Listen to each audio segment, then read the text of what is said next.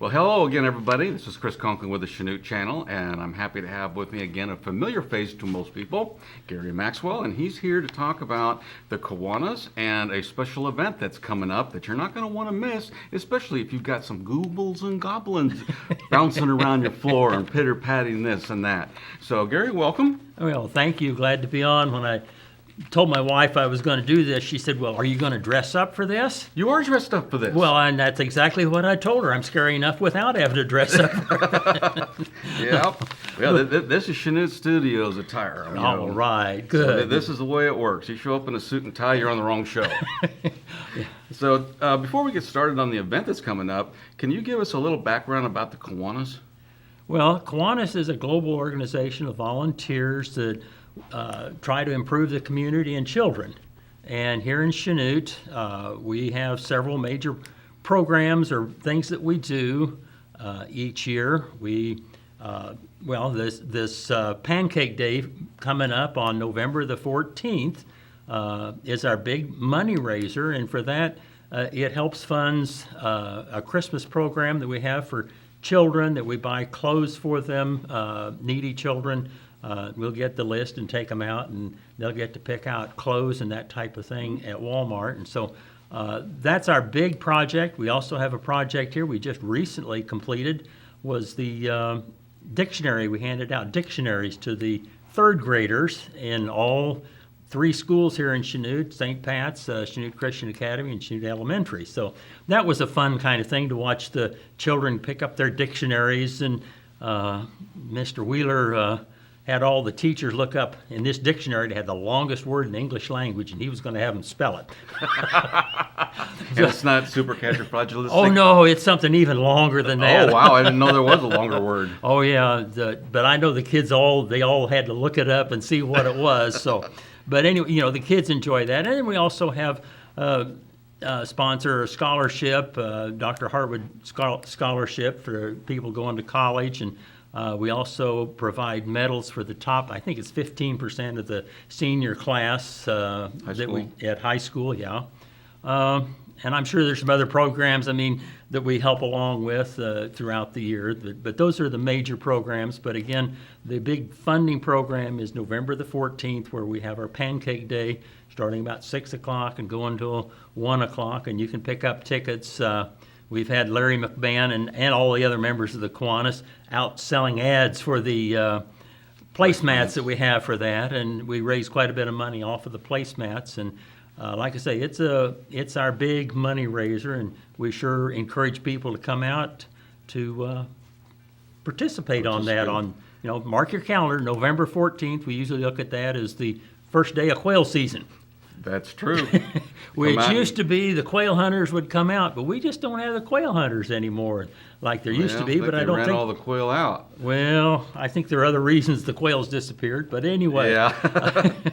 Anyway, the other thing that we sponsor is the Spook Parade for the kids. And that's coming up here very, very soon. It's coming up on Thursday, October the 29th.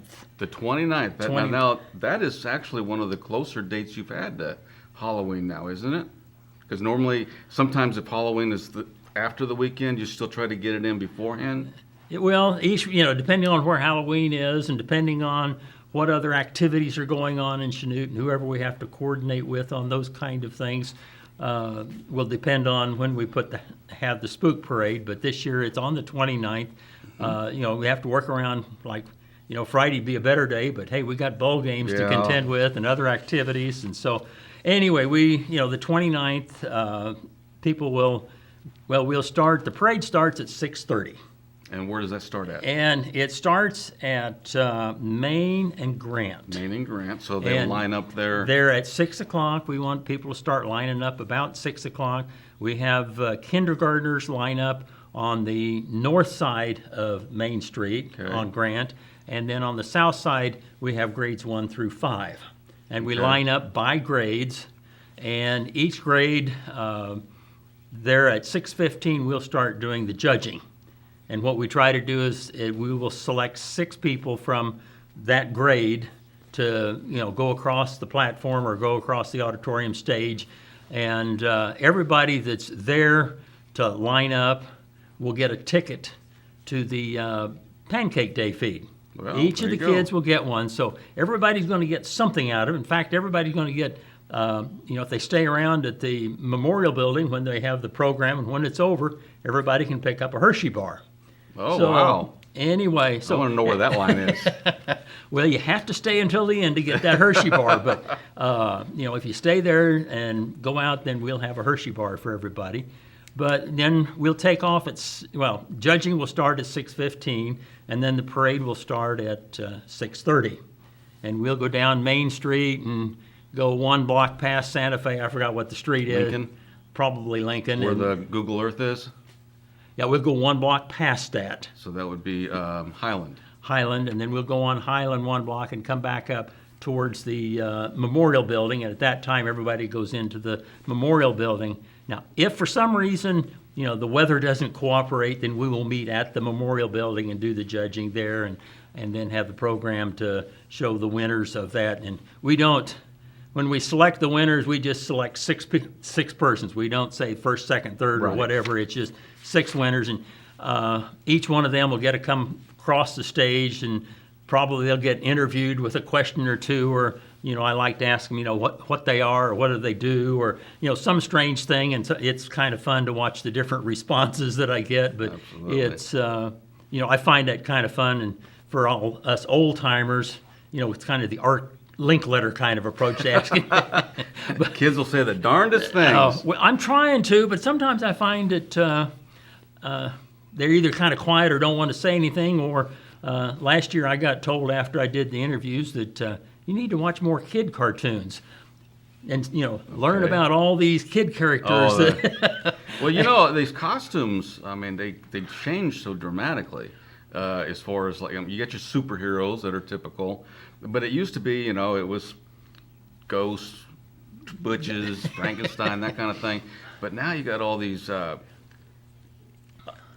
don't even know how to describe them. If you're not following, Frozen or any of the Disney movies, you don't know what's popular. So you get, a girl coming out or a guy coming out, and they're one of the characters. And like you said, if you're not familiar with all of that, you don't know who they are. And some of the kids really don't know who they are. They They don't. just know that they're there. Now, one of the things that we have to be very careful on is that when the kids go in this parade, we don't have no bicycles, no animals, no political or commercial signs are not permitted while we do that. So, we want to be That's able for to the have whole them parade. for the whole parade. Yeah, don't want any bicycles or things that are dangerous for other people.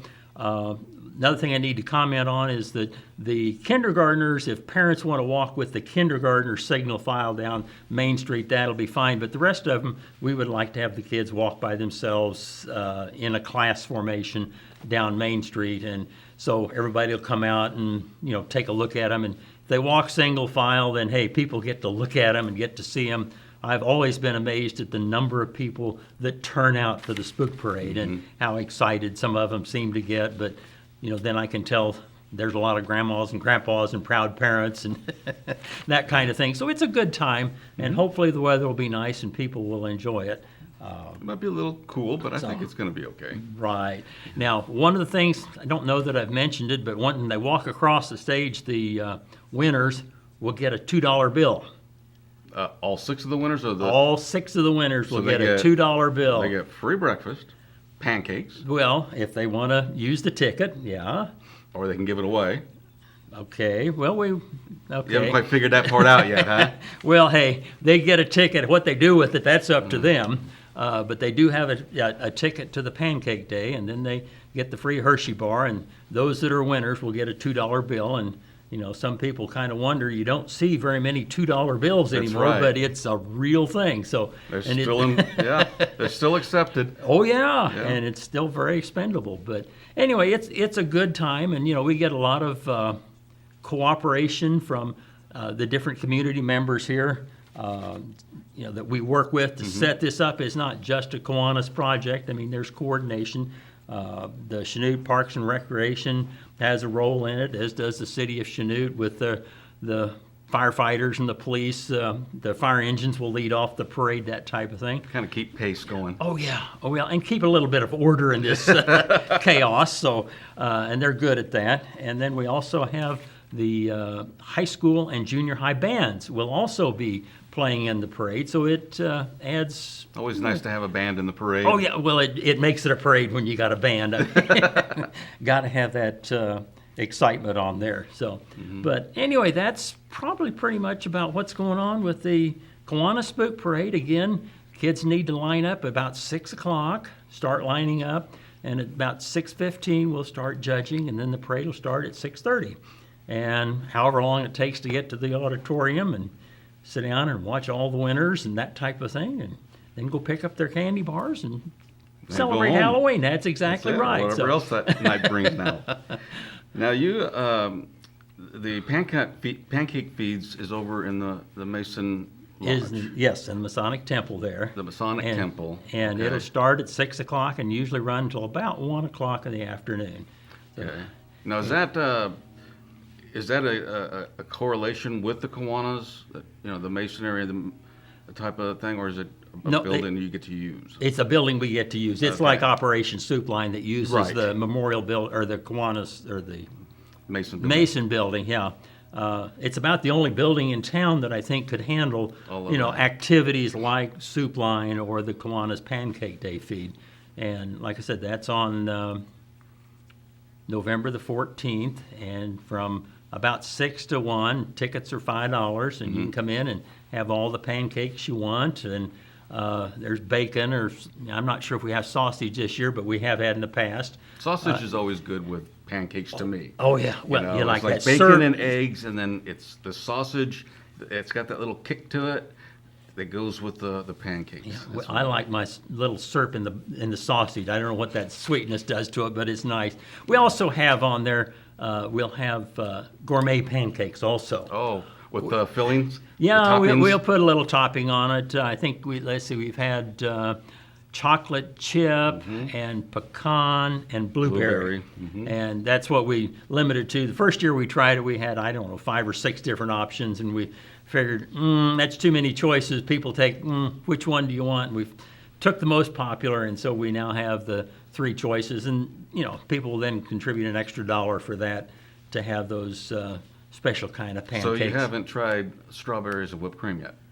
No, we haven't tried strawberries. I like bananas. An extra $2 on that one. Well, hey, I like bananas in my pancakes if I'm going to make them special, but it didn't seem like that was somebody else's, and I think people will put peanut butter on their pancakes, which it's always fun to see. Oh yeah, we see people have different ways of doing things, and when you get to thinking yours is the only way, you find out it isn't. And then you have to come up with something else. Oh yeah, we come up with a new trick. But now, how many years have you been doing the Spook Parade? And I was supposed to find that out, and I haven't. I just as know long as you can remember. Well, as long as I've been in Kiwanis, which is about 10 years now. Okay. And I know that I would say we're probably going back 40 or 50 years of having spook parades and the Pancake Day feed. So it's all kind of connected there. And so, again, I don't remember, and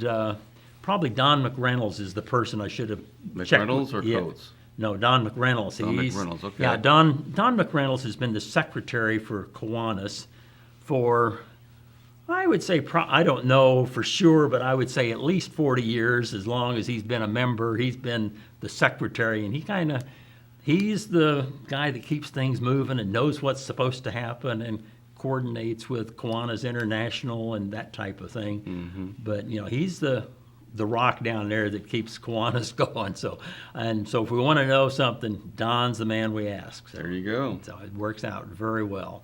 Good. Well, any special expectations that you're looking for this year? Any costume ideas that maybe you'd like to see? What I like to see, and again, it's one of those things that when people come to they're with their kids there, and maybe they bought a special costume out of Walmart or Sears or wherever they've gone. Each of the judges have their own kind of idiosyncrasies on how they pick which one they want, and the creativity and the thought creativity. That goes into it. Well, and a lot of it, mine is I like to see the homemade or the one that somebody's done some individual kind of things on it. But I also know that some of these are expensive costumes and I mean, they really look nice, but again, there's no creativity or imagination Right. to it that I Got can to see. create a level Yeah. playing field. But again, it's something that, we have the 6 classes that are judged. And so we have different Kiwanians that do the judging for each class. So there's no consistency, it's whatever the individuals and there'll be 2 Kiwanians that'll decide for each one that, who the 6 people will be. And they'll be given a tag, and they'll use that tag to take them into the back of the auditorium, and then from that tag I'll have the name on it, so I'll know who it is that I'm talking to. And if I can pronounce the name, That helps a little bit. Oh yeah, but they're not hesitant to correct me if Correct I'm you, that's wrong, it. so that's not a problem. I mean, That is true. I know one of my favorites from last year was the young boy that it was like Lego Man or some kind of a robot, and he had everything from the block shoes and the whole thing. And he did the whole parade in it. He walked across the stage, and I think he got to the edge of the stairs, and it quit. So he got it in there. He made it. Oh yeah, he got it in there though. But that one was very detailed, and you could tell somebody put a lot of work into something like that too. And those are the kind of ones we like to see, that I think should be winners. But again, each one of us have our own, and so I can't say what the rest of them will do. I can only say, this is where I'm coming from. Well, at least everyone participates, and that's good. Yes, yeah, and I think that's it. And it's really important that they, the kids are there by 6:15, because once we start judging, if you're coming in late or you're waiting until 6:30 to get there, judging's probably already over with by then, because we're going to start on the parade. So it's important. Be there, if you can be there at 6 o'clock, it'll help us get things lined up and get started. So. Yeah. And I think that message is probably more for the parents than it is for the child. Oh, absolutely. Considering that most of the children probably have to be transported to Exactly. Grant and Main Street there. Well, and I think it's only parents who are going to be watching this, aren't they? We I hope don't more know. of the kids watch, and hey, Mom, Dad, I want to go Yeah. to the Spook Parade. Yeah, grandparents, and there's a lot of people that just really enjoy the youth, and they like to come out and see that. Exactly, and that's one way to stay young, is associate with the youth. There you go. You're only as old as you feel, or you are at that time. Right, exactly. Well, So- Gary, thanks a lot for coming in and talking to us, and we look forward to the Spook Parade coming up very soon, and that'll be on Thursday, October 29th. They always usually have the Trick or Treat on Main. That usually starts on, I don't know, about an hour and a half before that. But you'll need to be at Main and Grant around 6 o'clock. Better to be a few minutes early than a few minutes late. Exactly. And then parents, make sure you go over to the auditorium and claim your children. Exactly. But hey, stay there and watch the program, and then your children can have another candy bar. There you go. So. Okay, great. All righty. Thank you very much, Chris. You betcha. For Appreciate the it. Chanute channel, I'm Chris Conklin. Awesome.